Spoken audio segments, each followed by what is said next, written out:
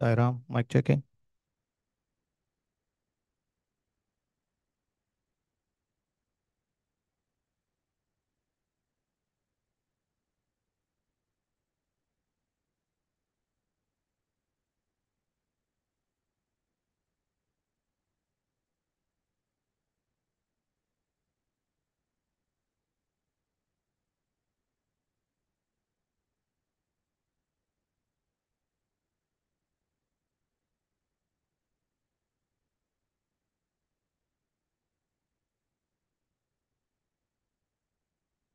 Sairam will be starting in about 2 more minutes. So please take your seat. Have your notebooks and pens ready. And then, sorry, I don't mean to be a teacher, but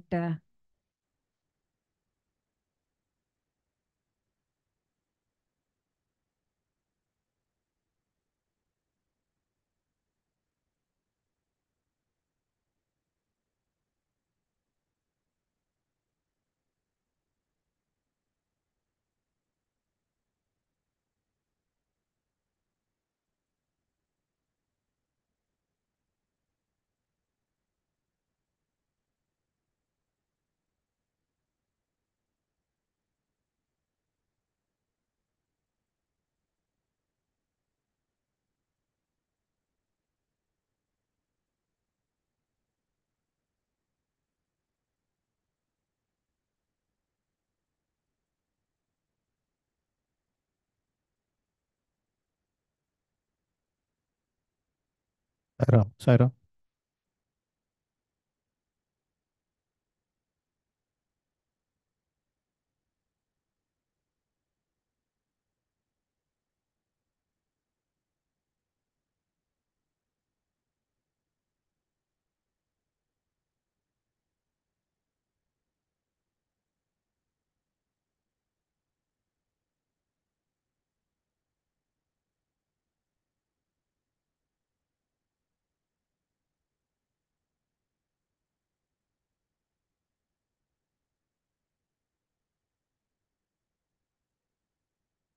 Om Shri Sai Ram. We have 2 more minutes. I just wanted to let everyone know that you don't have to sit in this classroom fashion. So if you want to sit it as a circle, like we used to in the past, that is okay too.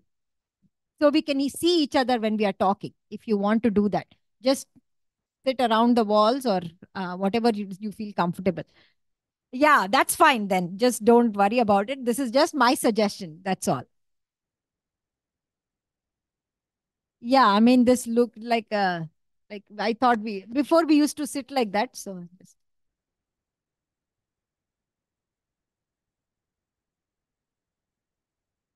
no.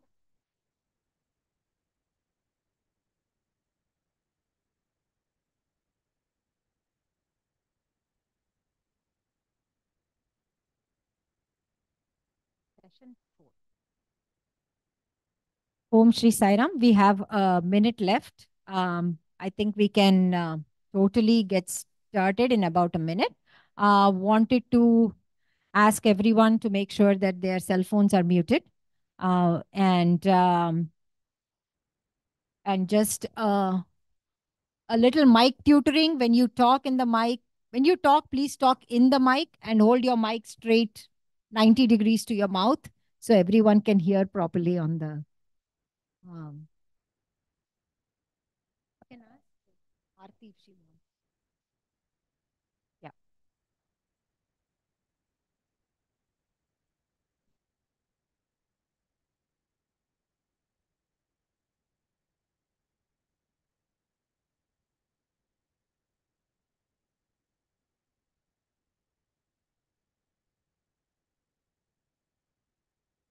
Notes, any notes?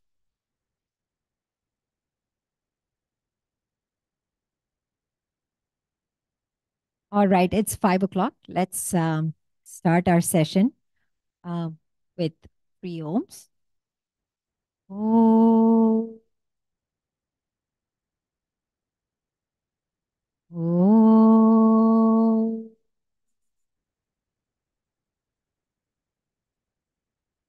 oh.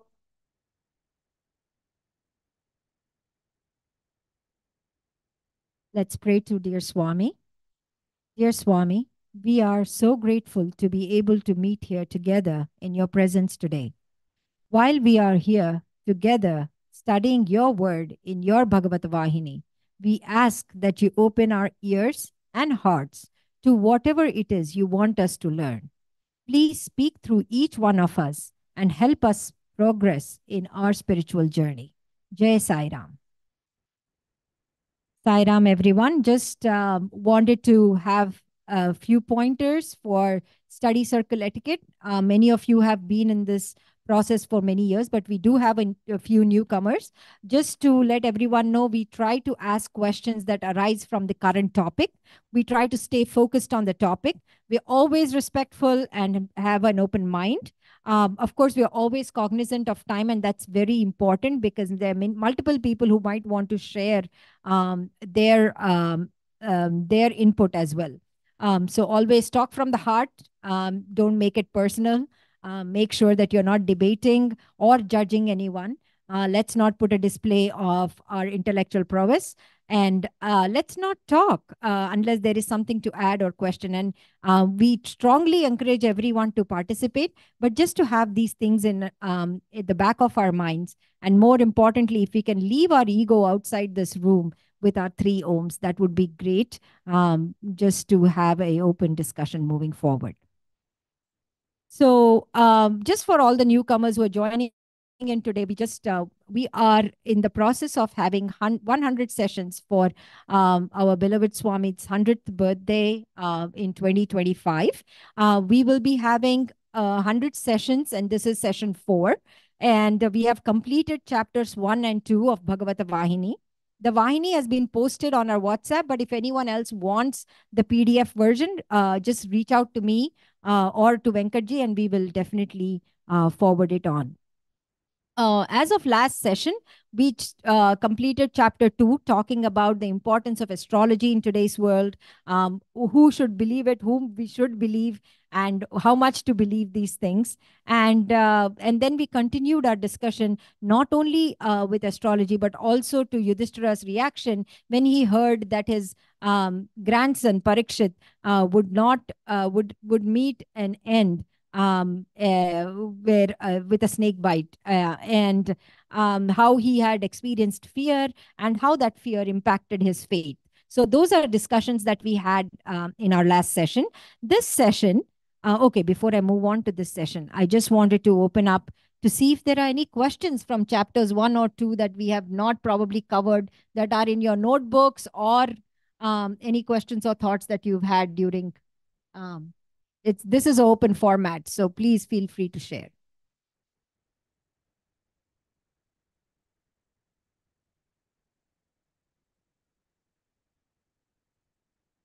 Okay, no worries. So let's start with chapter 3 today. Today we are going to first, the format is that we will be reading through the entire chapter, and then we will come to our discussion topics. So let's listen to it. It's an audio recording. Bhagavata Vahini, Chapter 3, Child Parikshit and the Prophecy. Alas, is he to suffer at last this tragic fate? Is this to be the reward for all the good in store for him? Can the consequence of years of good living suddenly turn into this calamitous end? It is laid down that those who die drowning, those who are killed by fall from trees, and those who die of snake bite have a bad afterlife. Those are considered inauspicious deaths. Those whose deaths are such become ghosts and have to suffer, it is said. Why should this child end up like that? Oh, The horror of it! Oh, the injustice of the whole thing! Lamented Yudhishthira, biting his lips to suppress his sorrow. The Brahmins hastened to console him. Maharaj, there is no reason to give way to grief. Such a great man will never meet with such a tragedy. No. In the horoscope of this child, studying the positions of the planets, we can clearly notice two happy conjunctions, which indicate Vajra Yoga and Bhakti Yoga, both powerful and propitious. Therefore, as soon as he learns of the curse, he will give up his kingdom as well as his wife and children and retire to the bank of the holy Bhagirathi river and surrender himself to the Lord. The great sage Sukha, son of Vyasa, will arrive there and initiate him into Atmajnana, self-knowledge, through the recital of the glories of Lord Krishna and the singing of his praise. Thus, he will spend his last days on the sacred bank of Ganga and breathe his last with the adoration of the Lord. How can such a man meet with any tragedy or calamity? He will not be born again, for through Bhakti Yoga he will attain oneness with the Lord of all, Purushottama. Hearing these words, Yudhishthira gave up grief and became happy. If so, this is no curse at all. It is a unique boon. At this, everyone rose. The Brahmins were honored as befitted their learning and austerity. They were given gems and silken clothes, and the king arranged to send them home. Yudhishthira and his brothers moved into their palaces, but they spent many hours talking about the happenings of the day and of the fears luckily removed. They were filled with joy at the turn the predictions had taken. The baby grew in the lying-in room as the moon in the bright half of the month. Since it was born as heir to the great empire, after a succession of dire dangers, everyone loved it and guarded it like the apple of the eye, as the very breath of their lives. Draupadi, who was broken by the loss of her own children, the Upapandavas, Subhadra, who had suffered inconsolable loss in the death of Abhimanyu, and the Pandava brothers, who dreaded that the terrific sorrow of Ashwatthama directed against the posthumous child of Abhimanyu, still in the womb of Uttara, might do the worst and destroy forever the Pandava line, all were relieved and overjoyed when they saw the child. They were supremely happy. They spent the days doting over the little lovely babe, whom they brought from the zenana for the purpose whenever they felt the urge to see it and hold it in their arms. The child, too, was very bright. It seemed to wash the lineaments of everyone who fondled it and came before it. It stared into their faces long and longingly. All were surprised at their strange behavior. Every person who came to it was subjected to this searching examination by the child, who seemed determined to trace someone or something in the world into which it was born. Some said, sadly, it is seeking its father, Abhimanyu. Others said, no, the child is searching for Lord Krishna. Some others opined that it appeared to be trying to discover some divine brilliance. The fact remained that the child was examining all for some trait or sign to recognize some form it had in mind. Pariksha, finding out, was the word used by everyone for the quest in which the child was engaged, and so, even before the formal naming ceremony, everyone, both in the palace and outside it, began referring to the child as Parikshit, he who is engaged in Pariksha. That name, Parikshit, stayed.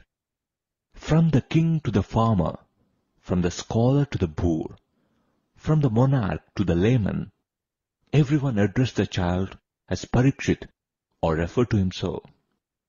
The fame of the child grew from day to day, It was on everyone's lips. One auspicious day, Yudhishthira had the court priest brought before him, and he commissioned him to fix a good day for the ceremony of naming the child prince. The priest called together his group of scholars and astrologers, and after consulting the conjunctions of heavenly bodies, they discovered a day which all of them agreed was a good one for the event. They also settled at what hour the actual naming has to take place. Invitations to attend the ceremony was sent to the rulers of the land and to scholars and pundits as well as prominent citizens. The king sent his emissaries to invite sages and personages full of spiritual wealth. Arjuna went to Lord Krishna and reverentially prayed that he should shower his grace on the child on the occasion. He succeeded in bringing Krishna when he returned. Kings, subordinate rulers, and citizens got ready to receive Lord Krishna with respectful homage. The Pandava brothers, attired magnificently, waited at the main gate of the palace to offer him welcome. When the chariot of the Lord was sighted, drums sounded, trumpets pealed a mighty welcome, and joyous jays, victory too, rose from every throat. Yudhishthira approached the chariot and embraced the Lord as soon as he alighted. He held him by the hand and led him into the palace, where a high throne was specially placed for him. After the Lord was seated, everyone occupied their seats according to their ranks and status. Sahadeva went to the inner apartments, and the child was brought on a gold plate, resplendent as the sun, made more charming by magnificent jewels. The priests recited mantras, invoking the gods to bless the child and confer on him health and happiness. Sahadeva laid the child down in the center of the court hall. Maids and chamberlains came in long lines towards the place where the prince was, holding in their hand gold plates full of perfumes and flowers, silks and brocades. Behind specially fitted curtains, the queens Rukmini, Draupadi, Subhadra, and Uttara were rejoicing at the happy scene, watching the gambols of the child. Sahadeva took the child and placed it on a bed of flowers in the mandap, sacrificial enclosure that was erected for the naming ceremony. But the child rose up on all fours and started crawling bravely on, in spite of the remonstrations of the maids. Apparently, it wanted to proceed somewhere. The efforts of Sahadeva to stop its journey proved futile. Yudhishthira, who was observing its movements with interest, said with a smile, "Sahadeva, do not stand in the way. Leave him alone. Let us see what he does." And Sahadeva left his hold. He allowed the child to move wherever he liked, only he took care to keep his eye always on him. He followed him at every step vigilantly. The child, who got freedom of movement, soon made a beeline towards the place where Lord Krishna was seated, as if he was a long acquaintance whom he was seeking to meet. The child grasped the feet of Krishna and pleaded by his looks that he may be taken onto the lap and fondled. The Lord saw his yearning. He laughed aloud. He graciously bent low to lift the child onto his lap. Sitting on his lap, the prince was staring at the Lord's face without a wink. He did not turn his head this way or that, or pull at anything with his hands or make any sound. He just sat and stared. Everyone was amazed at this behavior, so unlike that of a child. Even Krishna shared in the feeling that pervaded the hall. Turning to Yudhishthira, Krishna said, "I did not believe when I was told that this child stared at everyone, who came before him and examined their lineaments. I thought it was a new explanation given by these priests to the usual prank and play of children.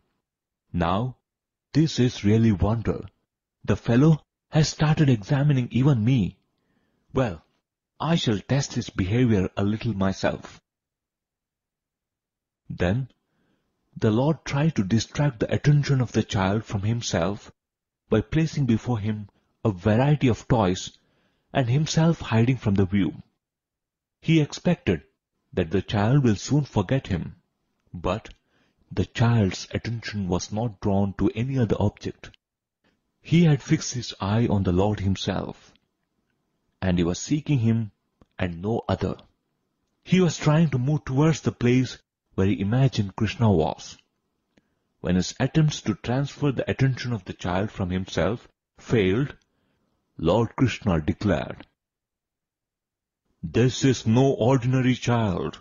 He has won through my tests. So, the name Parikshit is the most appropriate one for him.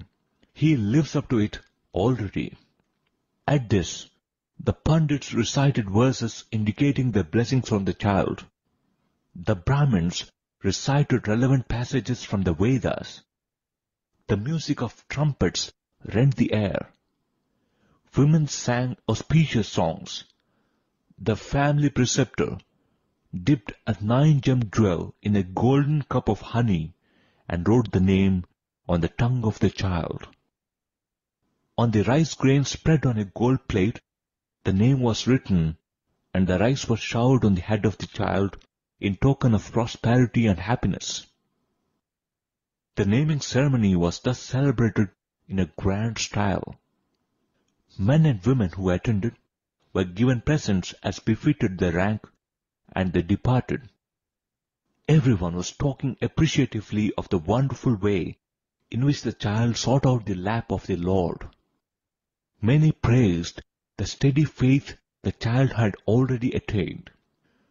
Yudhishthira, who was puzzled at the unique behavior of the child, approached Vyasa, the great sage, to know from him the reason for the strange search and learn about the consequences of this attitude.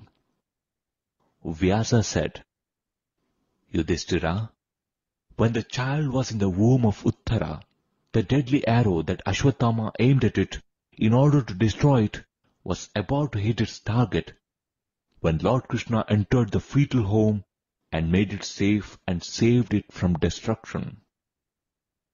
This child, therefore, has been eager to know who had saved him from within the womb where he lay. He started examining everyone to find out whether he had the same effulgence that he saw while a fetus in the womb. Today, he saw that divine form with all its splendor, and so he moved straight towards Lord Krishna and prayed to be taken up and seated on the lap. This is the explanation for the strange behavior about which you are curious to know, O king."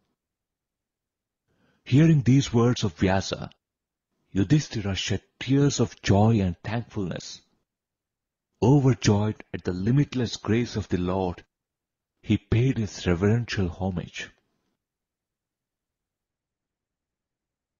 Okay, that was chapter 3.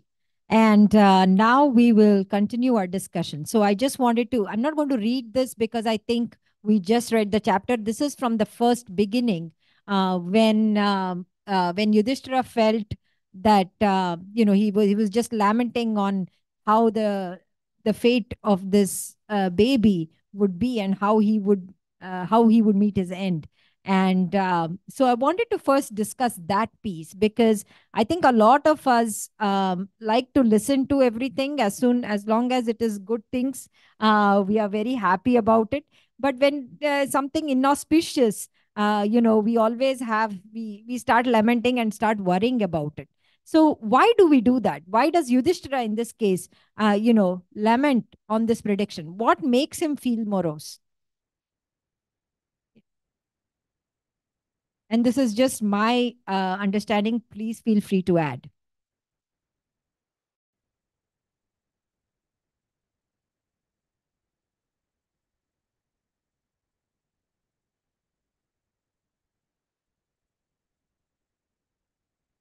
Hi, Ram. So I do have some notes that I wrote for this because this, I think the entire chapter, this is a very important paragraph because it's continuing from last time. One thing, I was thinking about this and what Swami, why he highlighted this. And if you think about it, you know, Mahabharata, and this was written several thousands of years ago. And whatever is said there is true even today. At least from last month's, week's discussion, as many of us, including me, have gone and talked to, astrologers, and, we still believe in trying to see, when we have questions, we go and look for that. That's exactly what, has been said here. So maybe the purpose was, you know, things have not changed. You are in the same state as Yudhishthira was at that time. So I want to just share one incident that happened from my personal thing. And uh, this was 50 years ago in 1970, 1981 early. Uh, I had already lost my chance to come to US once as soon as I graduated, but somehow it was rekindled 10 years later. So I wanted to come here. And I had applied to very limited universities, about 10, 8 of them have rejected. So that was the state when I was there in the early part of 1981. So one of my colleagues, who actually happens to be sitting next to me, never paid too much attention up to that point. But I knew that he is an astrologer. He is into astrology and numerology. So one day I took, located my horoscope, took it to him and said, "Hey, do you think there is any chance, anything is going to work?" And he looked at it and he said, "Yes." He said something about Ketu and this thing, and it sends you across the seas, and so yes, definitely you are going. It's going to happen as soon as the next birthday comes or something. And so, you know, then at that point, he made one remark. So of course, there were, few days before that, one of the, my senior colleagues also came to the US with the same idea. But after a month, he came back and saying that, "Oh, no, no, I cannot take this," because I was in this similar situation because 10 years I'm coming back as a student. So I was not sure if I can handle that at that time. So that's the same thing that he did, and he could not handle it. He came back. So this little thing came into the mind. So do you think I will go there? Because I'm spending a lot of money. I have, investing, and we are already married with a child. The child is going to be born at that time, at that moment. And so with all that, this what was bothering me. And he said, "Yes, you will come back." And oh, exactly what happened here. And so then, of course, it rattled me. So, what do you mean? Should I be doing this? If this is what's going to happen. But something he said at that time, I could never figure out. And, exactly what the situation I'm seeing here. He said, "Why are you worrying about that?" And I said, "What do you mean I'm spending? Don't worry about that." And, he was reading something more, but he was not able to precisely put that in. And then he kind of explained to me and said, "If you come back, it will be because you wanted to come back. It will not be something that, forced you to do that. It will be on your own choice that this is the thing will be." I've not seen that happen yet, but what I'm saying is that, that story is true. What we focus on the part which is negative. All the good things he said I ignored and then went into this little thing. And that's what Yudhishthira has done. So in the whole thing I read and then say why he's focusing on that. He never asked them what will be the longevity of the prince, how long he will live, and when he, all the good things were said, he said, "Well, how will he die? Why should he focus on that?" That is what you know, Still, I don't quite know what it is. He asked for it and then he felt bad about it. So, yes, please go ahead. No, I think it's natural. Yudhishthira just shows the character of any family who wants to know. Basically, he's interested in the longevity of the child, but at the same time, because of what had happened till then, because all their children are killed by with the knife, so that's probably driving him to ask that question as to how this child is going to die. I think we have to put it in context. Maybe normally we might have asked how long he will live, but for him that must have been going on in his mind because all their children have been killed, butchered, and there's been a war. So many people have died because of the war. So that might have driven him to ask that question as to how he will die. But regardless of that, I think the he's just showing the trait of any parent or grandparent. That's a good point. About how the child is. So now we should go to the next part. What makes him feel that, that sadness? That why is he sad? Right? Because I just feel this is all of us feel that attachment is there. Right? Up until now, he thought in his mind that somehow this is going to be his, this baby is going to kind of live or relive all of these glorious moments. And then to find out that he's going to die with a snake bite, that really bothered him because at the end of the day, he's a Kshatriya. And apparently, Kshatriyas do not die with animal. Yeah, they have. They have their. So he just felt like it was not the right way to go. It's a dishonor for a Kshatriya to die. I mean, for them dying through fight, through war, and then facing the chest and getting hit, and that is the best way to die. I mean, that's yeah.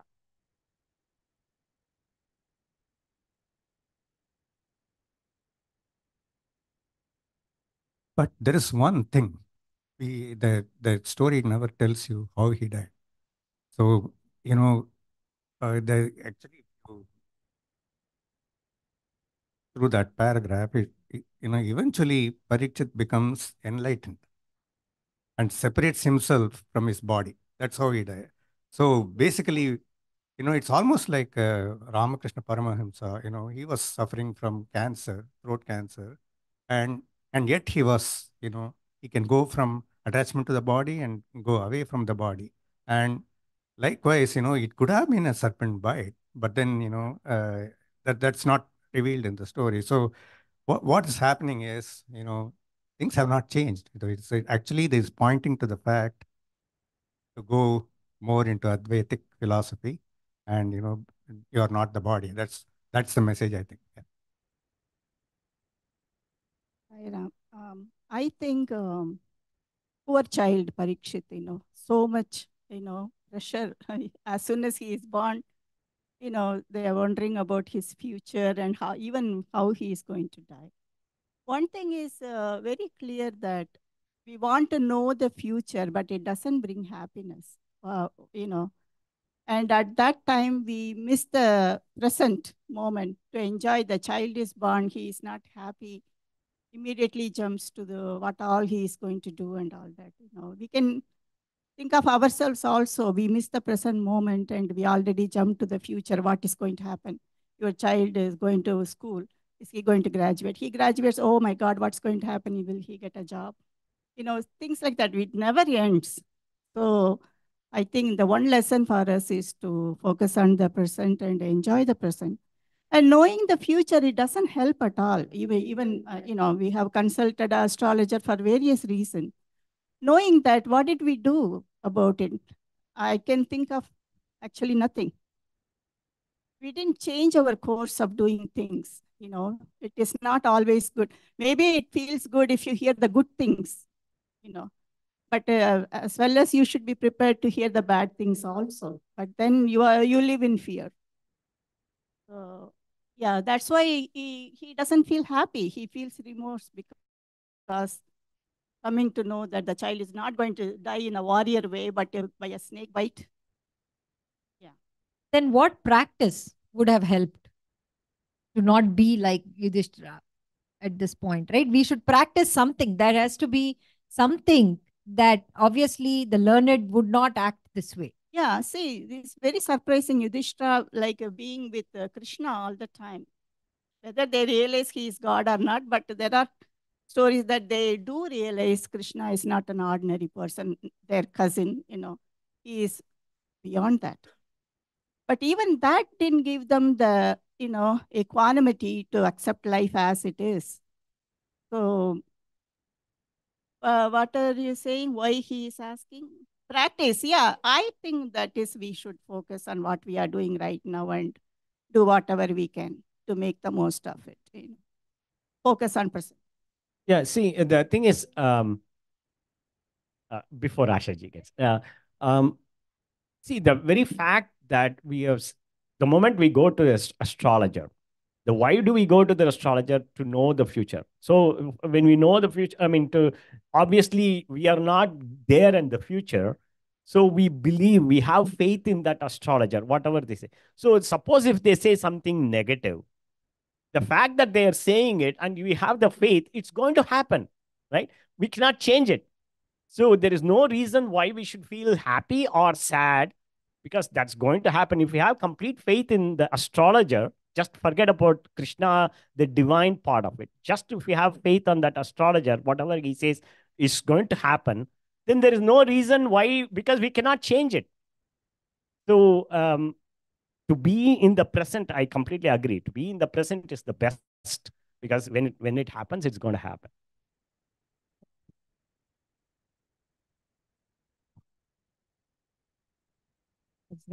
Okay. I would feel, okay, well, as you are saying, we can't do anything anyway.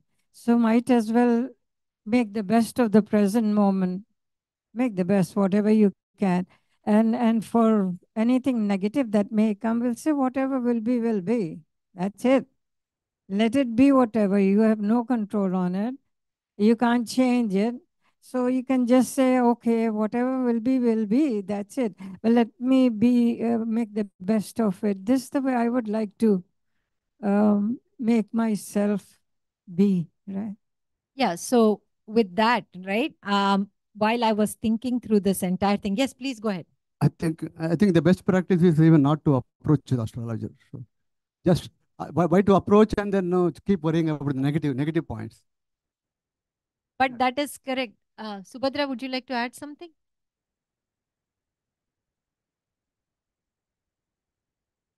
Now, as we were discussing last time too, so I feel that just like sometimes, we're going to die, then why to go to doctors, right? So the same way we have to approach astrology, because it's an interesting science. Those who actually go into it, it's really useful. What we have to do is do not get obsessed with it. Marriages and order, health based on that, everything may not come true, but a lot of things come true. Sometimes they give you some directions. So if you that's what I'm saying. If you focus on positives, that also has some usefulness. Let them have their jobs, Sarah.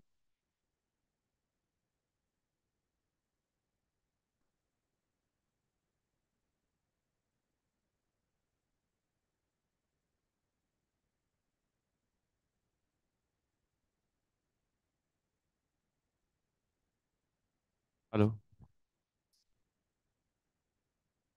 So should we not go to astrologers? What are we getting out of it? It's a universal fact that we will be happily accepting the glorious part, the positive things, and all the positives. We don't want to listen to the negatives. So why this system came into picture throughout, and it had been running out for 1,000 years? Why is it still surviving? When we are just getting the grief out of it, and it's different that we don't want to listen to the grief, but so to add what, so why is it surviving till now in spite of people? There are three types of prarabdh: mand prarabdh, tivra prarabdh, tivratam prarabdh. month can be changed by our efforts. Tivra requires lot of efforts and lot of treatments, lot of cures like a treatable cancer. And Tivratam Prarabdhs cannot be changed. That was the Prarabdh of Parikshit. That in spite of, we are going to listen to that in future, in spite of all the things to stop it, he had to go to that, and he had to do that, and he had to go through that place. So I also felt that astrology, by listening to that, what are we getting? We are getting some information.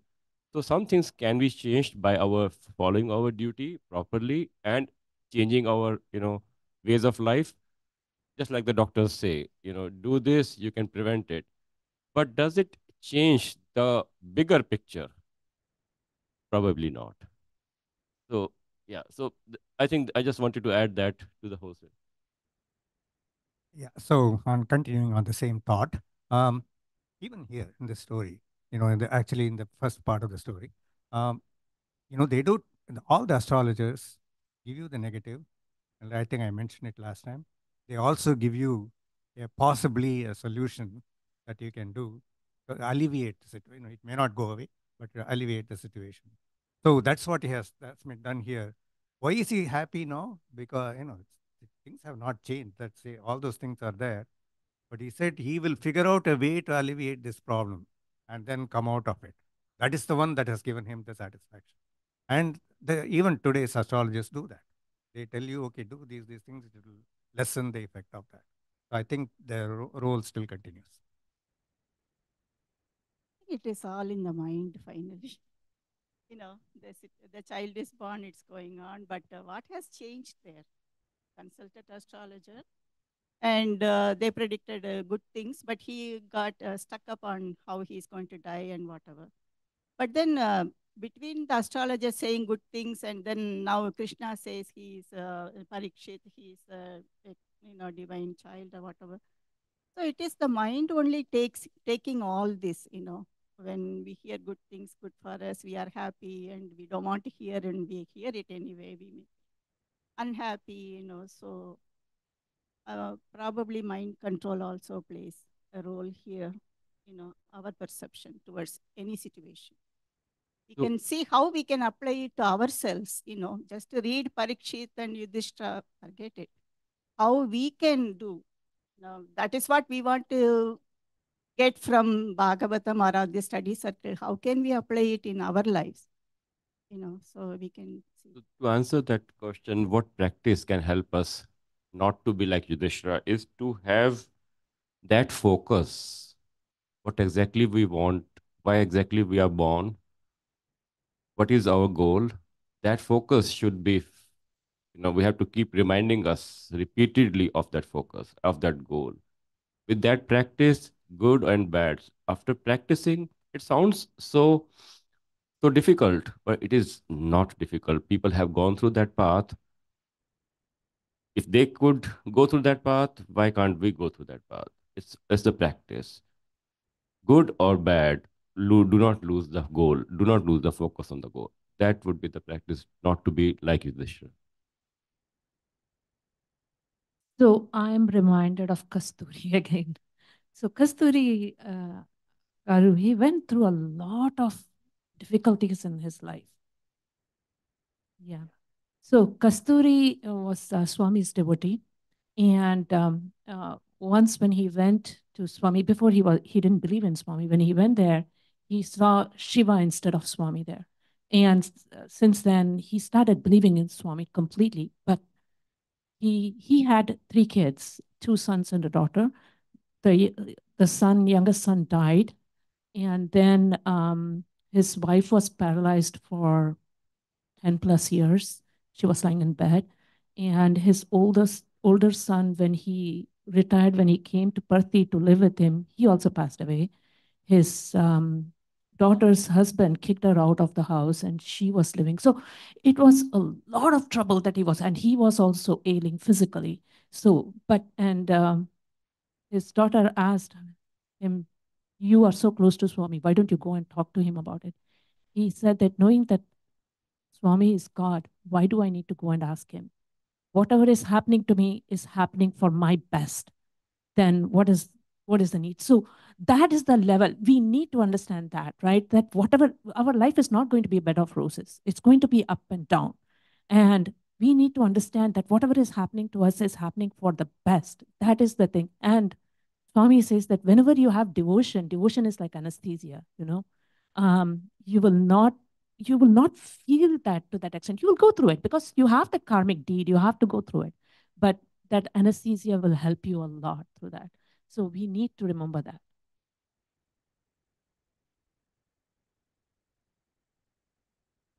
I was listening to the podcast of our President of India, Draupadi Murmu. And I did not know until I watched that she also has faced through all the hardships. And she was also videotaped when she was visiting Sai Mandir. So what struck with me, she says, I know like people always ask me, are you always positive? Doesn't any negativity touch you? She says, no, both touches me. But I believe in living happily as long as I'm alive. And for that, how can I be sad? So I had to leave the sadness behind. I had to keep doing it. So we know she says by protocols doesn't allow me to meet everyone, but I still try to like when she visits her village, she still does charity. So that's something that she's showing that in spite of all the troubles that come your way, you can still be happy. Sairam, many years ago, when I started going to the fitness center. So in the locker room, I used to go in the mornings in those days, and so there were a lot of elderly gentlemen, who came there, and so they will all be getting ready, and at that time, I think I was considering myself young at that time. So anyway, they will be talking, and some of the conversations were very interesting, and that's what I want to focus on. So one person, how are you doing? And this guy said, well, I'm on my 2 feet today, and I know, and I'm able to breathe. And so, I think that's what we have to remember. We are here, and as long as we are here, I think that's a gift. I feel that we are human beings and we have emotions and we will go through them. Good and bad will happen. It is happening and it will happen. So if something, say, bad happens, it's all right to live it through it. It's not, don't get sad about it. No, it's nothing. No, you're a human being. If you're sad, be sad. It's okay. Sort of wear it off, your emotions. And it happens to everybody. What's new about it? Nothing. So, but you have to live it out. Okay, I'm going to be sad. I'm going to cry, or whatever. And then I wear it off and life goes on. So, in other words, when the good is happening, we never say, as you said, we never say, hey, why did God give me good? We never say that, right? Always when it's bad, we say it. So, when the good is there, if we can be aware of it and say, this is good for me, God has given, thank you for that, and enjoy it, make the best of it, right? And then something bad comes, which will come. Who knows, eh? So then live through that also. In other words, be ready for whatever is coming, whatever will be, right? I think, because we can't change anything. You cannot change it. So best is to live it what we are in right now. If it's good, be thankful, enjoy it. Bad comes and say, okay, this is also part of that whole story. So you live it through that, right? This is what I This would too have a shall pass. practical approach to it. This too shall pass, Ashaji. Yeah, I think, yeah. See, the thing is that devotion as anesthesia and the faith, these two really help us to go through that difficult times. When we are highs, when we are in the high, like everything is going as per expectations, then we are really not worried about it. But at that time, also we should be aware that the moment it's like a wave. So there is going to be a down that's coming up. So at the same time, when we are down, we should be aware that again, there will be a high coming up. So I think that faith and the devotion is going to bring that anesthesia to go through that. I just read the comment from Suryakala, exactly what Asha said. She said the same thing. She said, if we know something is going to happen bad in the future, there's nothing wrong. We'll feel bad initially. Mhm. And then we start practicing how we will overcome this. Right. That's going to happen, but we have to practice how to overcome that and not let it Absolutely. be. Thank you. Anyone else? So when I was reading through chapters 1, 2, and now we are at the third chapter and we are only at this beginning, but I felt that there was a lot of underlying current of desire.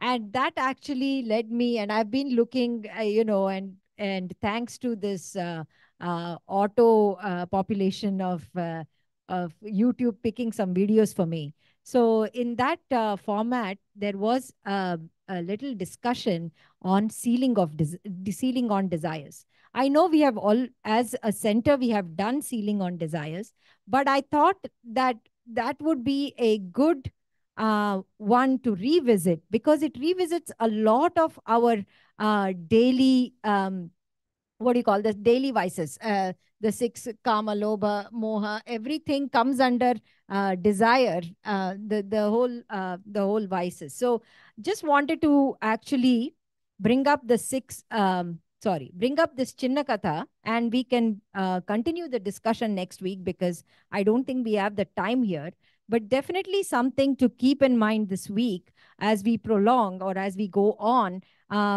for future discussions. So with that, I just wanted to read this out. So Swami's Chinnakatha, and I hope you all can hear me okay. Swami's Chinnakatha is a tale about a monkey and the pot. Swami says that in the olden days, they used to have a container with a narrow neck, and this jug would be filled with peanuts to catch the monkeys in the forest. Now you are wondering how this helped them catch the monkeys. Well, the monkey would put its hand inside and clasp the nuts. But while it is able to insert the hand in, it cannot remove it out of the pot the moment it clasps these nuts, as the neck of the vessel is very narrow. So the monkey would get stuck as it would not let go of the peanuts. That gives an opportunity for the people to catch it. So if you really think about this little Chinnakatha, right? I know as SSC gurus, a lot of us have probably used this example. But if you really think about it, Swami says there are three messages which really come forth. The first is the delusion aspect. The monkey, Swami says, is under the delusion that there is something inside the pot which is holding it back.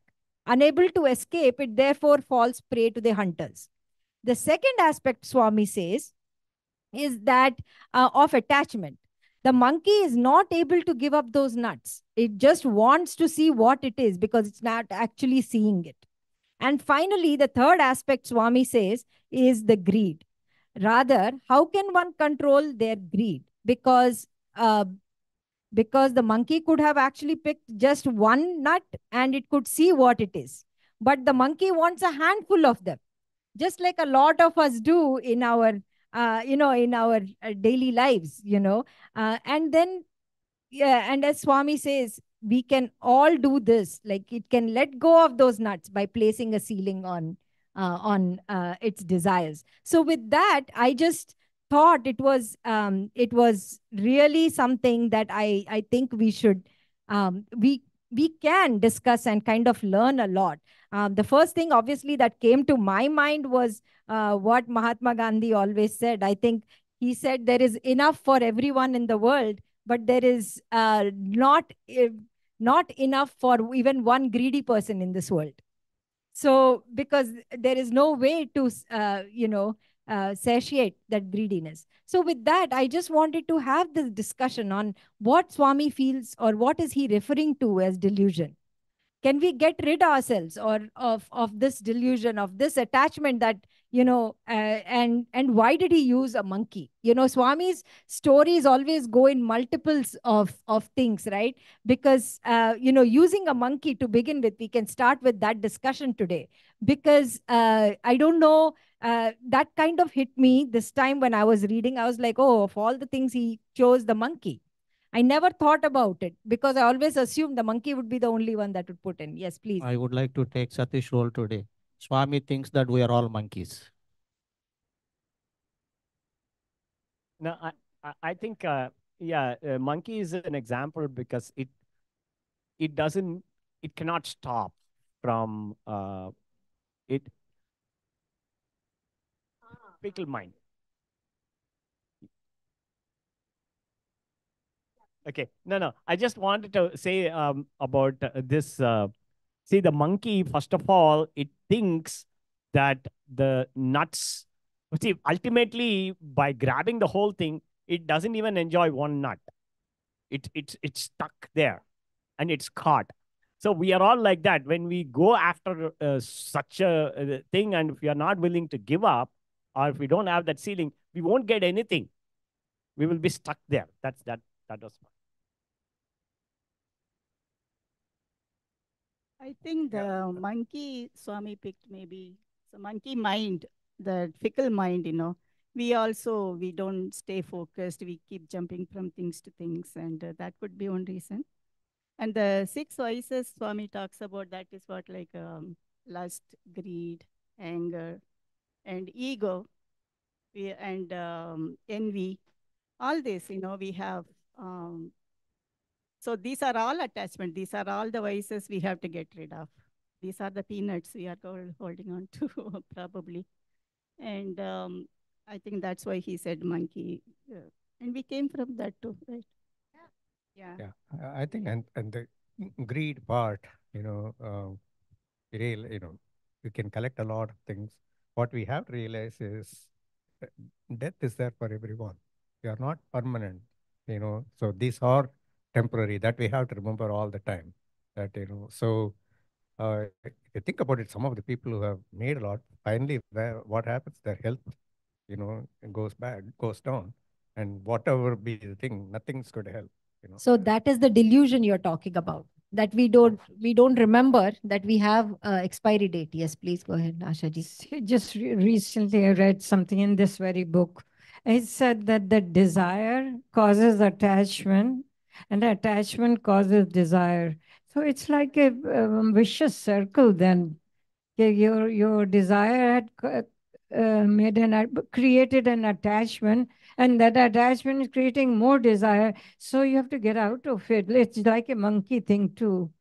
We have to sort of be aware of it, try to get out of it. Maybe awareness might be a good thing to have about it. So that is Ashaji's mantra, to have awareness all the time. But I really would like to get into the details of this, because not so attachment, right? We are human beings. Attachment happens. It doesn't matter. That is the way we are. We are the sense beings. We are always attached. Swami never says don't have attachment. He actually, there are, from this that I was listening to, he actually says develop detachment to the bad things, attachment to the good things, to God. Yes. But, so at every point, awareness would definitely help. But at the same time, delusion generally doesn't lead us to, we also feel our life is short only when we are attached to things or losing some things. We feel that our life is short only after we lose something. It's not, as long as we are enjoying it, we don't see anything reason to feel that way. Yeah. That might be a good homework, that attachment. We can watch ourselves every day, what we are getting so attached to. It's very hard we cannot just say I'm free of attachment. We cannot just get out of it like instant. Even rishis, great sages, they all had attachments. Kanva Maharishi, when Shakuntalam, when she went, he cried. So attachment is there for the pauper to the prince to everybody, rishi or the pamara. We have to work on it. But these are good things to have, that ceiling on desire. At least we think, if there are laddus there, we can stop with one, but don't go for the second. We can start from the simple things, Sai Center is a good testing ground. So this is slightly funny, but ceiling on desire. The ceiling on desire right now has started with my diet, So in order to, not become an overweight person. So yeah. So what I was trying to also say is that we are very much aware, at least, as you grow older, you are aware of the way your relationship is developing, right? So when you were a small baby, you were so attached to your mother, right? Parents, they were the whole world for you. And when you grow up as a teenager, you start rebelling, right? And you feel like these people are our worst enemy. They are trying to make our life miserable. And then you get married, and then your attachment to parents slightly lessens, and it goes. So you can see that there is a change in the way you are, your attachment is towards each and every one of the human beings, or be it a pet. So knowing that, being aware that it's not the same, you can see that even with the body. But for example, when you're are very old and your body is like full of all the kinds of disease, you're like, oh my God, when can I die? you know you slowly lose attachment. So we have to realize that, constantly be aware of it. So with that, right, attachment, you said, like we talked about, desire leads to attachment and vice versa. So desire is bottomless. It can, I mean, you can desire a flower, you can desire a house, you can desire X number of things, right? How do you train your mind then? Oh, by being aware, of that. But right? you feel like that desire is your need. No, when you become completely aware of that. For example, I'll talk about myself. Like, I don't go and buy any more dresses or any of the things, because I know that my life is short. Whatever I have will be for another 5 janmas of mine. Why do I need? So as soon as you become aware that this is the lifespan, and that is, you don't, that is not a need, that is a want, the desire stops there. So being aware of that whole situation helps you in cutting down on the desire. Desire is not there because you have enough stuff. That direction you are thinking, oh, I have so much, I don't need it. So you are stopping your desire because you have it. But people might not have it, and then desire doesn't end, because then they always want something more. They don't think in the long life, I don't have enough or I have enough, right? So desire has nothing to do with what you have or you don't have. That is, you cannot control it. That's what, right? No, awareness, because your awareness is your having things. That is your awareness, not you don't have desire for it. I want to add to something like that. So, in addition to awareness, what she wants to say is to have the dosh drishti. Dosh drishti. Have the drishti, have the vision of having a dosh in that, because awareness, that's awareness. Be aware that this is not going to last. And if I have more, this is called dosh drishti in the Tattva Gyan. Uh, uh, you look at a beautiful person, you look at a beautiful thing, you want to have a desire to have it. You're right. If we have not had it in the past, then we will go for it. But repeatedly learning, discussions, and learning to reading from the great man, finding a dosh drishti that, okay, this is not good for long term. This is not, even if it looks good, what exactly this is, what exactly that is. This is a sweet thing. Okay, I'll get a pleasure out of it for 5 minutes. After that, it's going to increase my blood glucose and hemoglobin A1C. All having the those. So look, train the mind to find a negative, and then repeatedly training your mind. Okay, no, this is good, but at the end, it's going to give me harm. It's good getting attracted to someone, to food, clothing, all there are tons of desires. Training, repeatedly training yourself. So agree. It's a practice. Yeah. So sorry, Ashaji, it's 6 o'clock. I'm sorry. Do you want to say something? You can finish it.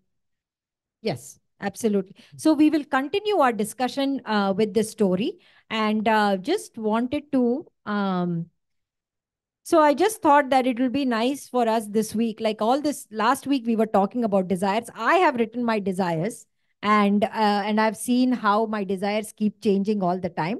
I would like you also to make a note of bringing awareness to your attachments this week, because that will prove to you how you think this attachment and the cycle of attachment and desire goes. Yes, please, Asha. Not only desires, but what you call addictions. Addictions. I had an addiction to Amazon. I bought so many things. Just go, today, let me see what's in there, blah, blah, blah. And then bill in the bank, the money was there, they'll pay the bill, yes.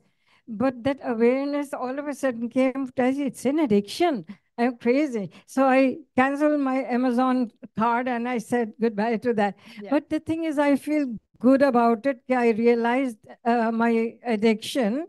I mean, I can go buy anything anywhere. That is not that I can't do it. I can do it. But that was an addiction almost that I was doing it. And I'm over that addiction. I feel very good, proud of myself. It's that we can do it. If we try, put mind to it, we can do anything. Absolutely. So. Absolutely. So let's start by bringing awareness to our attachments. And for today, let's end with Om and Three Shantis. And thank you all for your participation. Om Shanta Shanta Shanti. Jai Sai Ram.